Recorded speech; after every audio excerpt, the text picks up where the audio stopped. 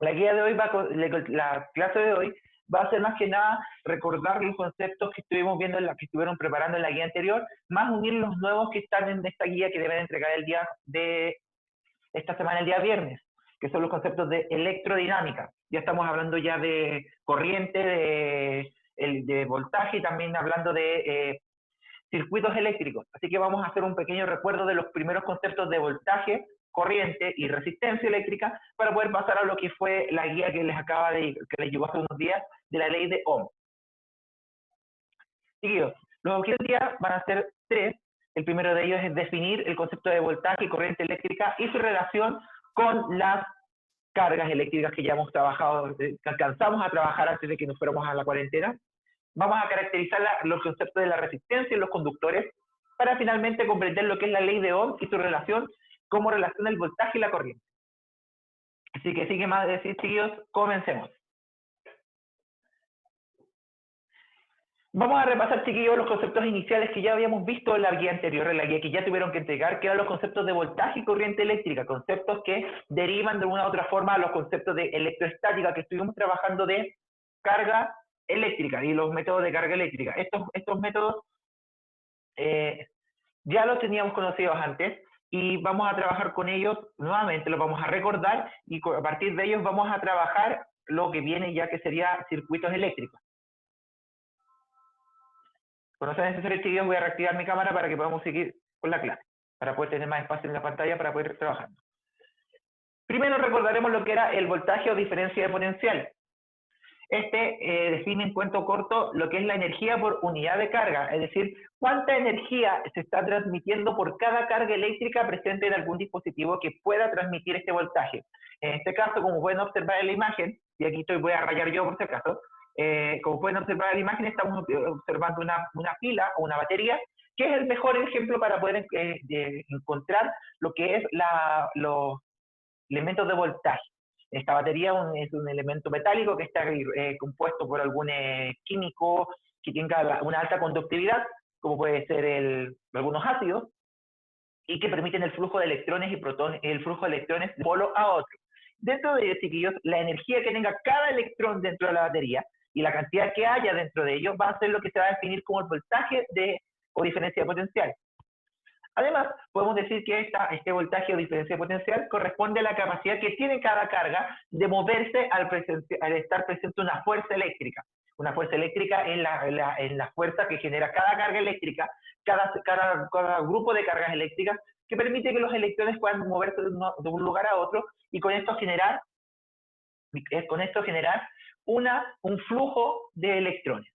Entonces, vamos a tener claro entonces que el voltaje corresponde a esta energía que tiene cada carga eléctrica y que tiene cada una la capacidad de moverse cuando hay una fuerza eléctrica que está facilitando su camino. Su unidad de medida, chiquillos, es el volt, en honor a Alessandro Volta, uno de los grandes científicos, uno de los grandes estudiosos de la electricidad y la electricidad sobre todo, y el instrumento de medición que él mismo fabricó para poder definir esta cantidad de energía que va transmitiéndose, esta cantidad de energía que tiene cada carga, fue el voltímetro. El voltímetro, chiquillos, no es más que nada un instrumento que permite definir cuánta carga eléctrica está fluyendo de un polo a otro debido a la energía que cada carga tiene. Un voltaje mayor indica que hay más cargas eléctricas y que a su vez cada carga eléctrica está transmitiendo mayor energía eléctrica.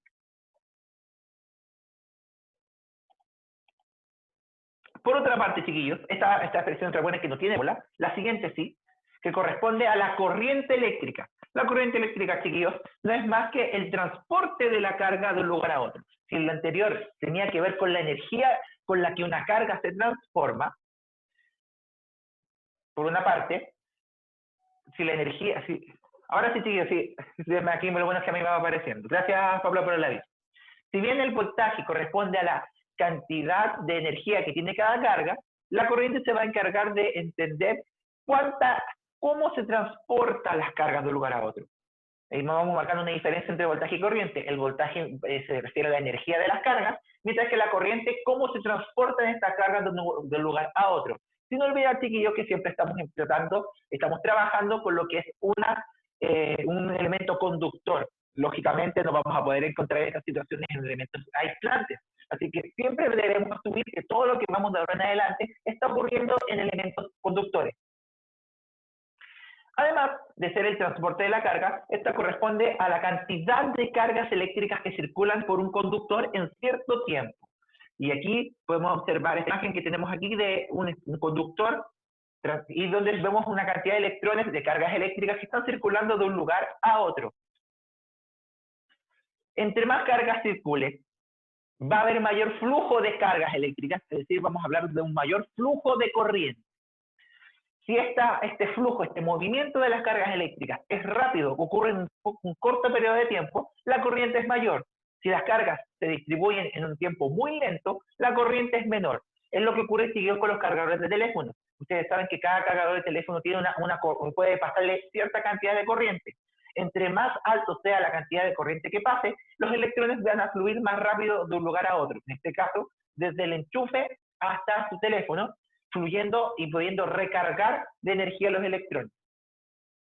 Un cargador de teléfono, si una batería de teléfono, funciona básicamente con que el cargador dentro de él envía electrones por el medio del cable, los cuales llegan a la batería y permiten volver a cargar los electrones que poseen los materiales dentro de las baterías, que en este caso las baterías básicamente son elementos metálicos. Entre ellos las baterías son de níquel, donde hay algunas de cadmio también, algunos elementos químicos que son metales muy buenos, que con el pasar de las horas estos electrones van perdiendo su energía porque es utilizada por los circuitos del teléfono. El cargador lo que hace básicamente es recargarle de energía a los electrones de la batería, los cuales van a poder volver a mantener su funcionamiento. Por eso con el tiempo, cuando los teléfonos se van desgastando, es porque los electrones se desgastan tanto que ya no tienen la misma capacidad de retener esa energía que tenían antes. Matemáticamente, chiquillos, la corriente eléctrica se define como la división entre la cantidad de cargas que fluyen en el tiempo. Es como una fracción. Ustedes saben, chiquillos, que si la corriente las cargas fluyen en un tiempo muy largo, se demora mucho tiempo, la corriente es muy baja. Entre más lentos fluyan las cargas, se demoren más, la carga eléctrica no se va a transmitir con mayor rapidez, lo cual genera una corriente baja. Es decir, a mayor carga, mayor corriente, pero al revés, a mayor tiempo, menor corriente. Cantidad de cargas, chiquillos, recordemos que son la letra Q de carga eléctrica, y delta T es el tiempo. Carga se refiere a la cantidad de cargas que tiene un electrón, o sea, la cantidad de electrones que posee un elemento conductor. ¿Y qué lo va a determinar? Cada un material por sí solo. Su unidad de medida, chiquillos, es el ampere, en honor a André Ampere, que fue el primero en también acuñar este concepto, y que a su vez, chiquillos, construyó el elemento que permite determinar esta cantidad de cargas que van fluyendo en el tiempo, esta corriente, con el llamado amperímetro. Este concepto no está dentro de no está escrito en la presentación, pero corresponde al amperímetro, el instrumento de medición de la corriente eléctrica.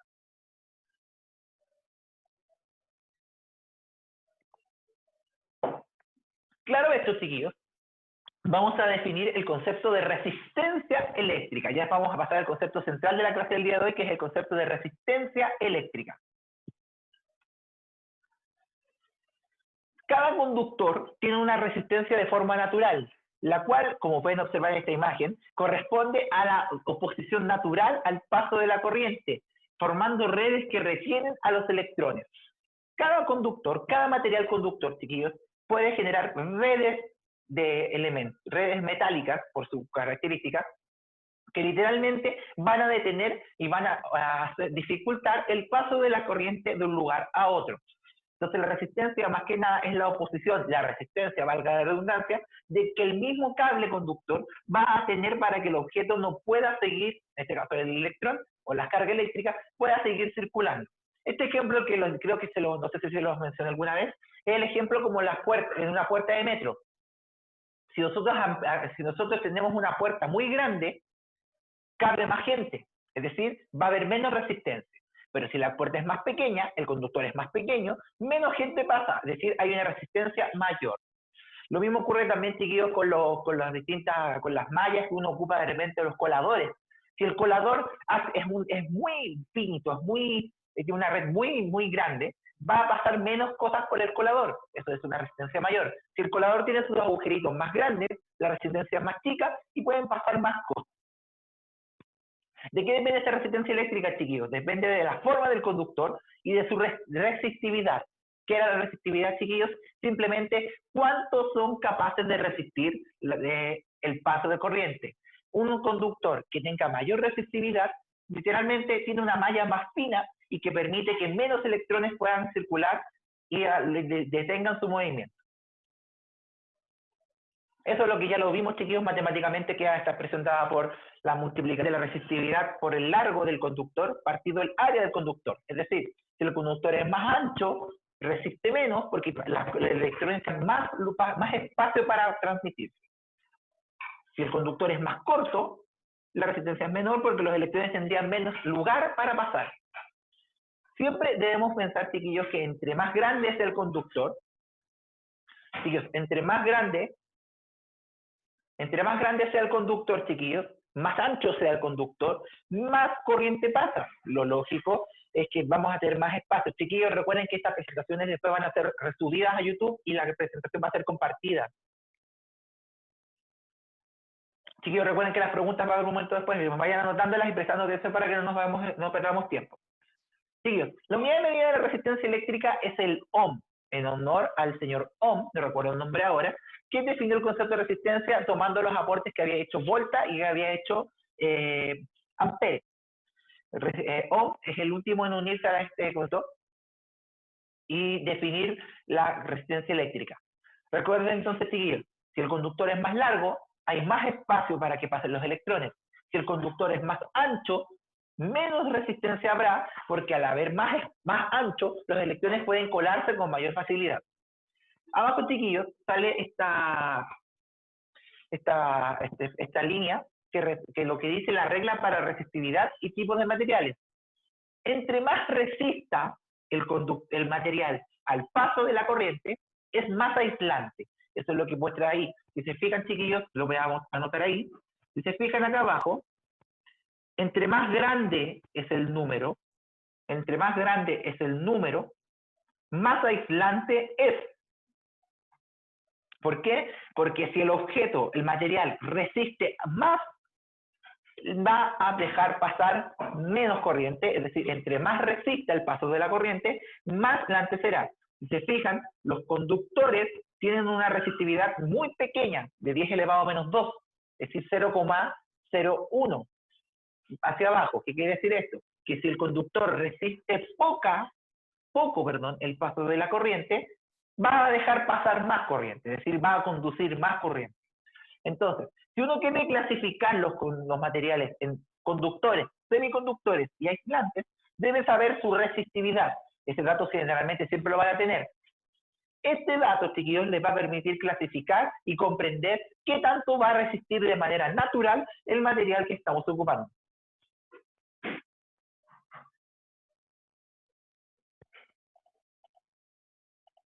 Seguimos.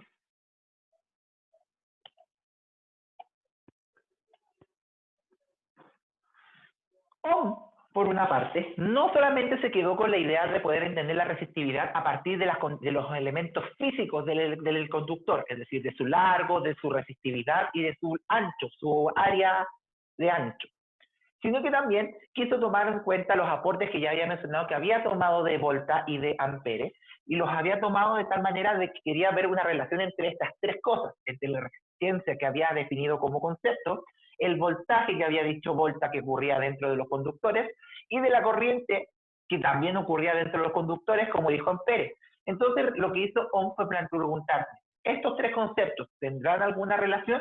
La respuesta fue sí, y es lo que le dio paso a también marcar un precedente dentro de la historia del estudio del electromagnetismo, que fue plantear la conocida ley de Ohm, en honor a él. ¿Qué nos señala esta ley de Ohm, chiquillos? George Simon Ohm, aquí está el nombre, pudo relacionar la resistencia eléctrica con el voltaje y la corriente. ¿De qué manera? Ohm descubrió que el voltaje es directamente proporcional a la resistencia. Y que la corriente, vamos a arreglarlo al tiro porque me comí esa información ahí. vamos a escribir al tiro para que no nos falte. Estamos en vivo, en directo, para que vean que estamos en vivo. Ahí sí. Dice, lo que hizo Ohm fue hacer distintos experimentos y llegó a la conclusión de que el voltaje es directamente proporcional a la resistencia. Es decir, que si en un circuito eléctrico hay más voltaje en una batería, va a haber mayor resistencia. Es decir, el conductor tendrá que adaptarse a estos cambios y tendrá que resistir más a este cambio de voltaje.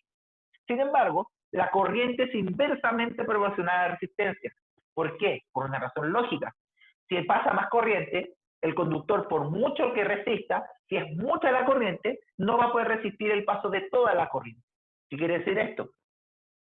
Que si la corriente es muy alta, por mucho que el conductor tenga una capacidad de resistir todo esto, va a haber una parte que no va a poder resistirla.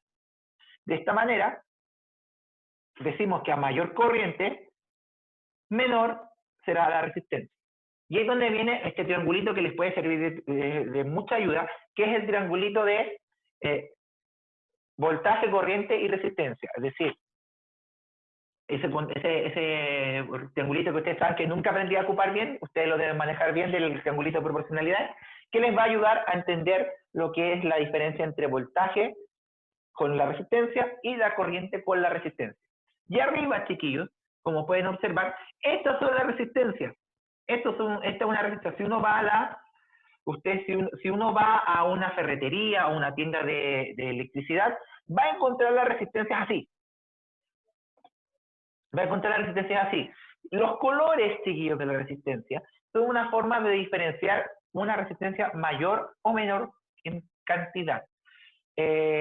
No lo incluí porque quizás es entrar a hilar muy fino, pero la resistencia, el color que tengan las líneas de la resistencia indica el valor de esta. O sea, son colores más fuertes, indica que la resistencia es más grande. Pero todas las resistencias que ustedes pueden comprar son de ese porte o más pequeñas incluso. Nunca van a encontrar una resistencia más grande de tamaño, generalmente se hacen así. Es impresionante como un mismo porte puede tener resistencias de valores muy diferentes.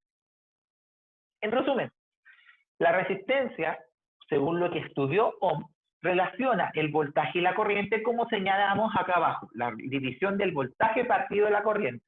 ¿Qué quiere decir esto? Que una resistencia va a ser más grande si es que hay más voltaje, pero va a ser más pequeña si es que hay más voltaje, es decir, que es inversamente proporcional.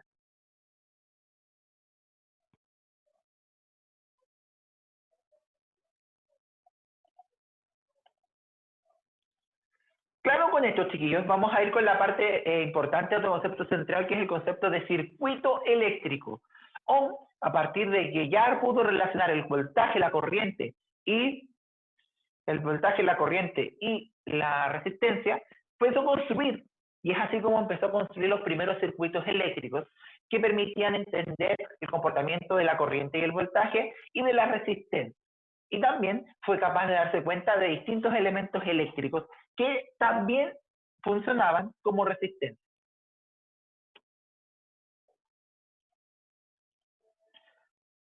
Un circuito, chiquillos, es simplemente la unión de muchos elementos conductores.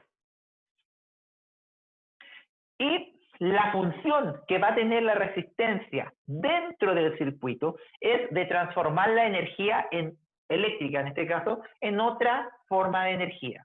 ¿Qué quiere decir esto?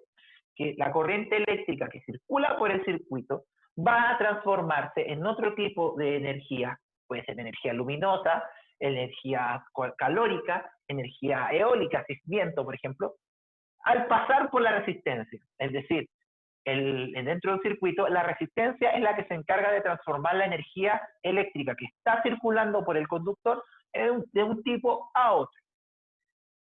Si pueden observar, chiquillos, en la parte de arriba tenemos un ejemplo clásico, un ejemplo típico de lo que es una resistencia de un circuito eléctrico. Tenemos siempre en un circuito eléctrico, vamos a tener por lo menos dos de estos tres elementos. Vamos a tener tres de estos elementos. Vamos a tener siempre una fuente de energía, que es la batería. Vamos a tener la batería, la fuente de energía, lo que es la que va a suministrar el voltaje, por el conductor, el cable que va a hacer circular la corriente, y la resistencia, que puede ser tal como la vimos en la diapositiva anterior, o una ampolleta o un interruptor. Ambos funcionan como resistencia. Los motores, los ventiladores, las ampolletas dentro de un circuito cumplen la función de resistencia, porque en ellas la energía se va a transformar en otro tipo.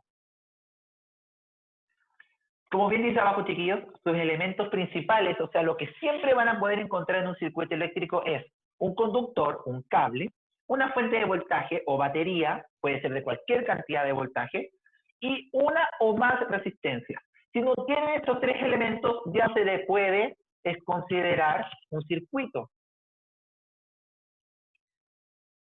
Si no tiene estos tres elementos, chicos, no se puede considerar un circuito eléctrico. Lo mínimo que deben tener en un circuito eléctrico es el cable conductor, la fuente de voltaje y la resistencia. Si no lo tienen, no se le considera circuito.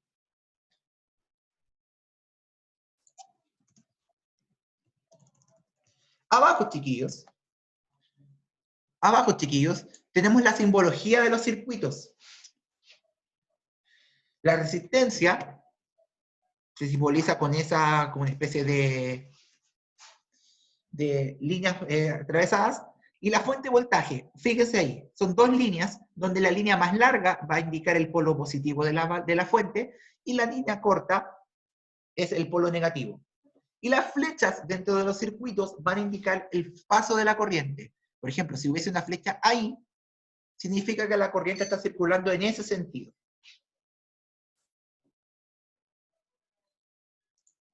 Entonces, un circuito eléctrico, como lo planteó, une tres elementos principales: conductor, fuente de voltaje y una o más resistencias. Siempre las resistencias van a hacer esta transformación de energía de un tipo a otra. Y si no tienen estos tres elementos, no se le puede llamar circuito eléctrico.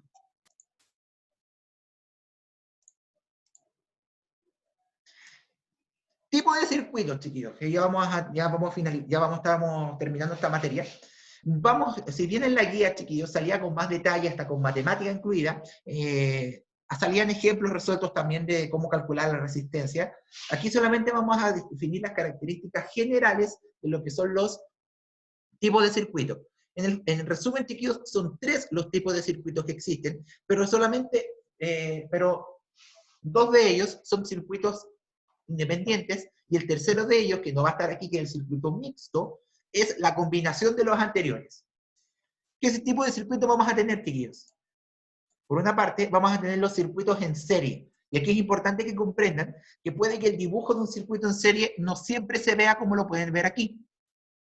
Quizás no siempre van a ver este circuito de esta forma. Puede estar dibujado de otra manera, puede estar esta resistencia más a la izquierda, puede estar más allá, puede estar formando un triángulo, etc. Cualquiera sea la forma, si cumple con las siguientes características, vamos a estar hablando de un circuito en serie. ¿Qué características son, chiquillos? Que un solo cable, un puro cable, sale de la fuente y conecta todas las resistencias. Es decir, no hay varios caminos para ir de un polo a otro. Es el único cable el que une un polo con el otro. Si hay más de un cable, ya pasaría a llamarse de otra manera. Y por cada resistencia, chiquillos, va a circular la misma cantidad de corriente, pero el voltaje de la batería se va a dividir entre ellas. Entonces, un circuito en serie es un único cable que conecta los dos extremos de la batería, y en ese camino van a estar todas las resistencias. Y la corriente que pase por esta resistencia y esta resistencia va a ser la misma, pero el voltaje se va a repartir. ¿De qué manera? En la guía salía más detallado cómo poder repartir ese voltaje.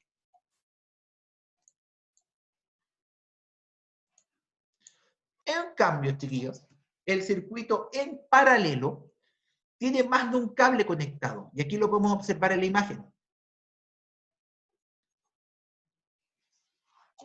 Recuerden entonces, chiquillos, los circuitos en serie, ya lo habíamos dicho recién, tienen un único cable, y la resistencia, la corriente es igual en cualquier lugar, pero El voltaje no. El voltaje se va a repartir entre cada punto del circuito.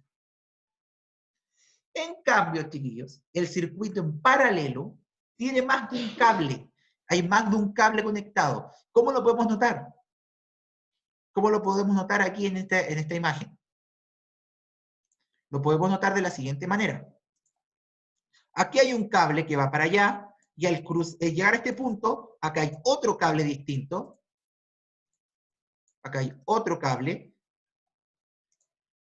Vamos a borrarlo. Ahí sí. Parece que ahí sí. Acá hay un cable, y acá abajo va a haber otro cable. ¿Por qué? En este puntito que acabo de marcar, ahí se unen los cables, como cuando uno une los cables, ahí los va a juntar. Entonces, tenemos más de un cable. Y podemos colocar las resistencias literalmente paralelas unas a las otras, conectando los cables de tal manera de que queden así. Entonces, ¿cuál es la primera gran diferencia que existe entre un circuito en serie y un circuito en paralelo? Es que un circuito en paralelo tiene más de un cable conectado en el camino de un polo a otro. Es decir, no hay un único cable como antes. Aquí hay varios cables. Y si colocamos las resistencias paralelas entre sí, luego convertimos este circuito en un circuito en paralelo. Y aquí debemos tener en cuenta que podemos colocar todas las resistencias que queramos, pero si las unimos con diferentes cables, automáticamente pasa a ser un circuito en paralelo. De esta manera, chiquillos, va a ocurrir al revés que antes. Aquí no vamos a tener un cable, vamos a tener muchos cables conectados de un lugar a otro, generando este circuito en paralelo. Al revés también de lo anterior, si recuerdan, el circuito en serie, la corriente era igual en todas partes. En el circuito en paralelo es al revés. En el circuito en paralelo, el voltaje va a ser el mismo en cada resistencia. O sea, vamos a recibir desde la fuente de voltaje, desde la batería, la misma cantidad de voltaje. Y al revés que lo anterior, las corrientes de cada uno se van a dividir. ¿Por qué? Porque la corriente es única cuando van por un puro cable. Eso no está... vamos a escribirlo ahí. Cuando hay un puro cable, la corriente es única. Si hay más de uno, como en este circuito, la corriente se divide. Es lo mismo, chiquillos, que cuando uno va a una autopista. Si pensáramos que la calle es la autopista, van todos los autos en ella, hay una única calle, van toda la corriente. Si empiezan a haber calles, salidas de la autopista, la corriente, en este caso los autos, va a poder tomar caminos distintos y se van a dividir. Eso es lo mismo que ocurre con los circuitos.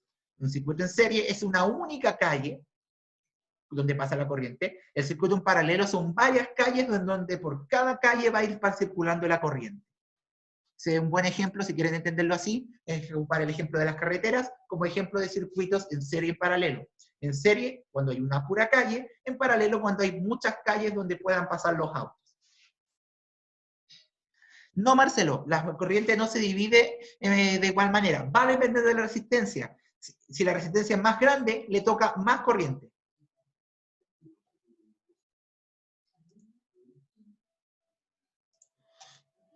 Profe, ¿cómo era cuando hay más de un cable? Cuando hay más de un cable, la corriente se divide en varios lugares, por varias calles, mientras que el voltaje va a ser el mismo.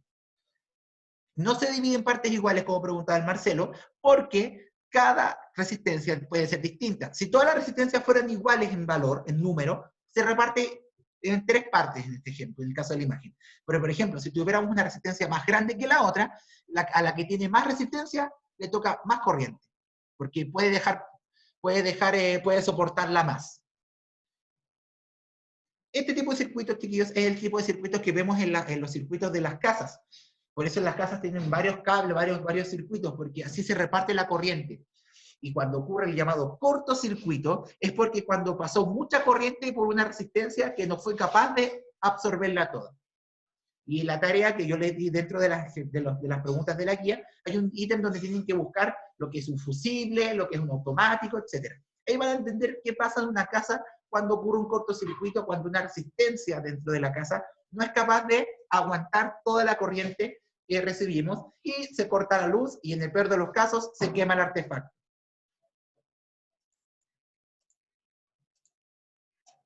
Ya, chiquillos, eso por ahora. Quise presentar la clase de esta manera, puesto que quería ver una visión general. Chiquillos, los ejercicios de cálculo de resistencias equivalentes y el cálculo de resistencias, todos los ejemplos están dentro de la guía. Todos los ejercicios se hacen de la misma manera que fueron resueltos en la guía. Por ende, si pudieran entender estos tres ejercicios, no deberían tener problemas en resolver los demás. Me preocupé de que todos los ejercicios se hicieran de igual manera. Así que si tienen dudas con los ejemplos, me escriben por Instagram y podemos responder las dudas que tengan.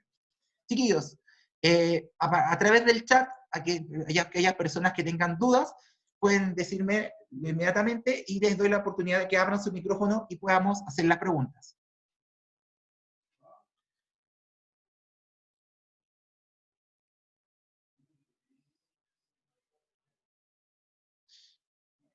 Al tiro, Martina, dame un segundo.